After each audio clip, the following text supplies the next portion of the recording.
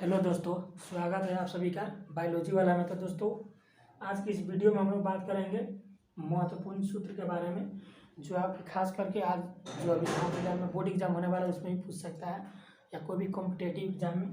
तो देखिए, सबसे पहले हम लोग बात करेंगे त्रिकोणमिति का फॉर्मूला। तो यहाँ पे साइन थीटा। तो त्रिकोणमिति में तीन अथी होते हैं, राशि होते हैं, उसको याद करना होता है साइन कॉस टैन, और इसी का जस्ट अपोजिट होता है कोसेक सेक कॉट। तो आप तीन रखिए और इसको याद, और उसके बाद तीन को उल्टा कर दीजिएगा। तो देखिए, साइन थीटा बराबर होता है लंब बटा कर्ण, कॉस थीटा बराबर आधार बटा कर्ण, और टैन थीटा बराबर लंब बटा आधार। अब देखिए, अब इसी का जस्ट अपोजिट उल्टा कीजिए, साइन का उल्टा कोसेक। तो कोसेक थीटा बराबर कर्ण बटा लंब, क्योंकि जब साइन को उल्टा कीजिएगा तो कोसेक बराबर होता है 1/sin। तो उल्टा कीजिएगा तो कर्ण ऊपर चल जाएगा, लंब नीचे आ जाएगा, तो कर्ण बटा लंब। और सेक का उल्टा कर्ण बटा आधार, कोट का उल्टा आधार बटा लंब। अब देखिए, कुछ फॉर्मूला है, sign square theta plus cos square theta बराबर 1। सीधा फॉर्मूला पूछ दिया जाता है मतलब एग्जाम में। अच्छा, अब मान के यही पूछ दिया जाता है आपसे कि आप बताइए इसमें कॉस थीटा बराबर क्या होगा। तो देखिए, कॉस थीटा बराबर, तो एक तो यहाँ से जस्ट पहले से है, जब साइन इधर आएगा तो इसका चेंज हो जाएगा, प्लस में वैल्यू तो माइनस में हो जाएगा, यानी कि साइन स्क्वायर थीटा। जब कॉस थीटा पूछा था, स्क्वायर इधर हटेगा तो इधर रूट से आ जाएगा। यह सब क्वेश्चन एक नंबर में पूछ दिया जाएगा, यानी कि sine square theta plus cos square theta बराबर 1। अब देखिए, sec square theta minus tan square theta बराबर 1। अगर यही पूछा जाता तो सेक स्क्वायर थीटा बराबर तो 1 plus ten square theta, ten इधर आ जाता। अच्छा, उसके बाद देखिए, cosec square theta minus cot square theta बराबर 1। अगर यही पूछा जाता तो कोसेक स्क्वायर थीटा बराबर क्या, तो 1 प्लस कोट स्क्वायर थीटा। अब देखिए, साइन बाई कॉस टैन के रेशियो में होता है, उसके बाद कॉस बाई साइन कॉट होता है।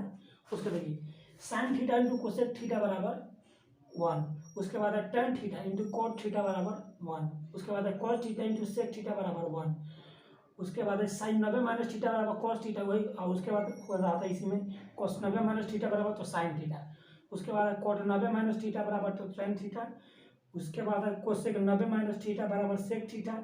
अगर वही रहता सेक 90 माइनस थीटा बराबर कोसेक थीटा, उसके बाद है सेक थीटा बटा कोसेक थीटा बराबर टैन थीटा, और उसके बाद है कोसेक थीटा बटा सेक थीटा बराबर कॉट थीटा। तो देखिए, ट्रिक याद करने का है, SCT बराबर लाल बटा काका, यानी लंब बटा साइन, लंब बटा कर्ण, C यानी कॉस आधार बटा कर्ण, T यानी टैन, लंब बटा आधार, और इसी को लिख दीजिए काका, काका बटा लाभ।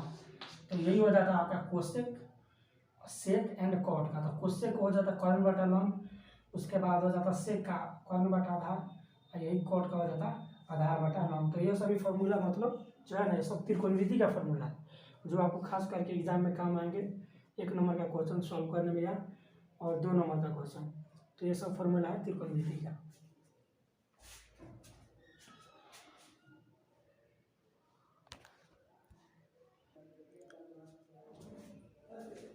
तो अब देखिए दोस्तों, त्रिकोणमिति के बाद हम लोग कुछ क्षेत्रमिति के फॉर्मूला का बात कर लेते हैं। देखिए, पहला है बेलन। बेलन का वक्र पृष्ठ क्षेत्रफल 2πr है, जहाँ r होता है त्रिज्या, इसका ऊंचाई होता है। उस पर देखिए, बेलन का पूर्ण पृष्ठ क्षेत्रफल तो 2πr into are plus H, यह हो गया। उसके बाद देखिए, बेलन का आयतन तो πr स्क्वायर एच, ठीक। उसके बाद देखिए, शंकु का, तो शंकु का वक्र पृष्ठ क्षेत्रफल तो πr है, जहाँ r त्रिज्या, ये होता है इसका तिर्यक ऊंचाई। अब देखिए, उसके बाद है शंकु का पूर्ण पृष्ठ क्षेत्रफल तो πr into L plus are. उसके बाद देखिए, शंकु का आयतन तो 1/3 πr स्क्वायर एच। उसके बाद है गोला का पृष्ठीय क्षेत्रफल तो 4πr स्क्वायर। उसके बाद है गोला का आयतन 4/3 πr क्यूब। उसके बाद है अर्धगोला, यानी आधा गोला, हेमिस्फीयर का होता है। तो उसके बाद देखिए, अर्धगोला का पृष्ठीय क्षेत्रफल 2πr स्क्वायर होगा, और अर्धगोला का पूर्ण पृष्ठ क्षेत्रफल तो 3πr स्क्वायर। उसके बाद देखिए, अर्धगोला का आयतन तो 2/3 πr क्यूब। उसके बाद है वर्ग, यानी स्क्वायर। तो वर्ग का फॉर्मूला, वर्ग का क्षेत्रफल भुजा स्क्वायर, यानी भुजा गुने भुजा, वर्ग का परिमाप 4 गुनी 1 भुजा की लंबाई।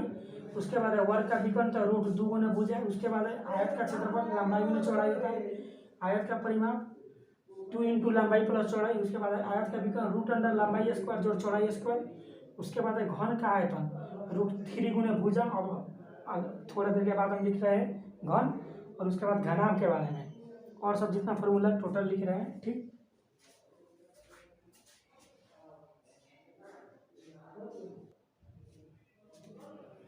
तो अब देखिए दोस्तों, यहाँ पर है घन का पृष्ठ क्षेत्रफल 4 गुना भुजा स्क्वायर और घन का पूर्ण पृष्ठ क्षेत्रफल तो 6 गुना भुजा स्क्वायर।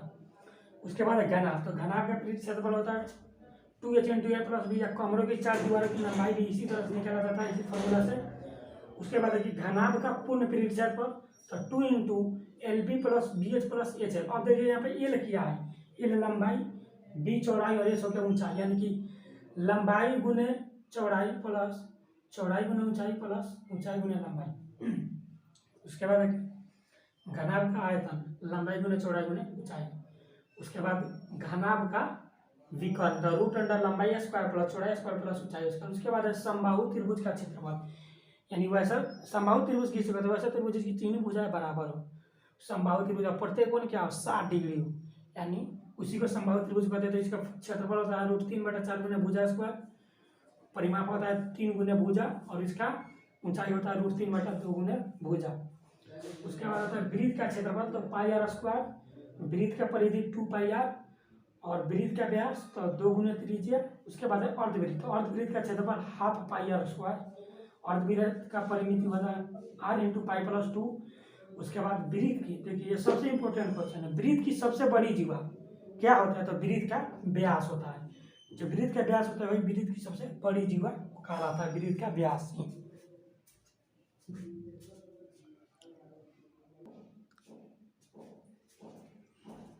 तो अब देखिए दोस्तों, यहाँ पे त्रिज्या खंड का क्षेत्रफल πr² θ/360। उसके बाद है चाप की लंबाई, तो θ/360 गुना 2πr। उसके बाद है वृत्त खंड का क्षेत्रफल था r² × π θ/360 - ½ sin × θ। उसके बाद है वृत्त खंड की परिमिति l + πr θ/180।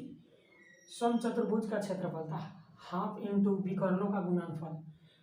यहाँ पर विकर्णों का गुणनफल में आप d1 × d2 भी लिख सकते हैं, यानी पहला विकर्ण बोले दूसरा विकर्ण डायगोनल, विकर्ण को डायगोनल का इसे डी से डिनोट करते हैं।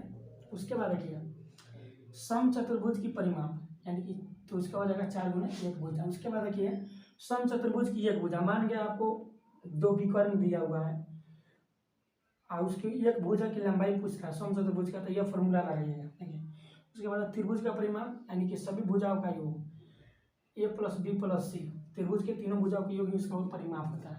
यदि मान लिया किसी त्रिभुज की पहली भुजा 5 cm, 6 cm और 7 cm, तो इसका परिमाप कितना हो जाएगा, 6 × 5 = 11 और 7 × 18 cm परिमाप हो जाएगा। यानी कि तीन भुजा को आप जोड़ दीजिएगा।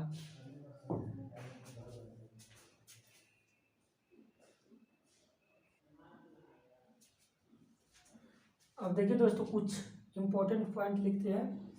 जैसे मान गया 3, 4, 5 समकोण त्रिभुज का भुजा हो गया पाइथागोरीय त्रिभुज भी कहा जाता है इसे। 8, 15, 17। उसके बाद हो गया 7, 24, 25। ठीक, यह सभी क्या है, यह समकोण त्रिभुज का भुजा। देखिए आप मान के जैसे दिया रहेगा sin θ = 3/5, तो cos θ बराबर क्या होगा, तो आपको मालूम रहेगा अगर 3, 4, 5 समकोण त्रिभुज का भुजा है तो cos θ बराबर क्या होगा, आधार बटा कर्ण, यानी कि लंब बटा कर्ण दिया है तो 3, 4, 5, यानी कि यहाँ पर क्या हो जाएगा, यहाँ पर देखिए यहाँ पर क्या हो जाएगा 4, यानी आधार बटा कर्ण यानी कि 5। सिंपल, आसानी से निकल जाएगा, यह सब आपको मालूम रहेगा। जैसे अब देखिए कुछ और, जैसे देखिए यहाँ पे दिया है tan θ बराबर हो गया आपका 8/15, ठीक, यानी लंब बटा आधार।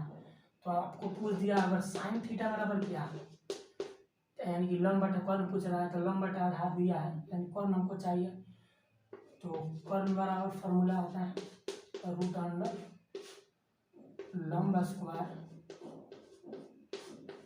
जो आधार स्क्वायर। ठीक, इस फॉर्मूले से आप निकाल सकते हैं डायरेक्ट। अगर आपको यह रेशियो याद है 8, 15, 17 तो भी निकाल सकते। देखिए लंब बटा आधार दिया और लंब बटा कौन पूछा है, तो लंब तो लंब लिख दीजिए। आप देखिए इसमें से 8 और 15 दिया था, क्या बचिया 17, यानी 8/17 हो गया साइन थीटा का वैल्यू। ठीक, तो ये सभी इतना फॉर्मूला है जो आपको काम आएगा एग्जाम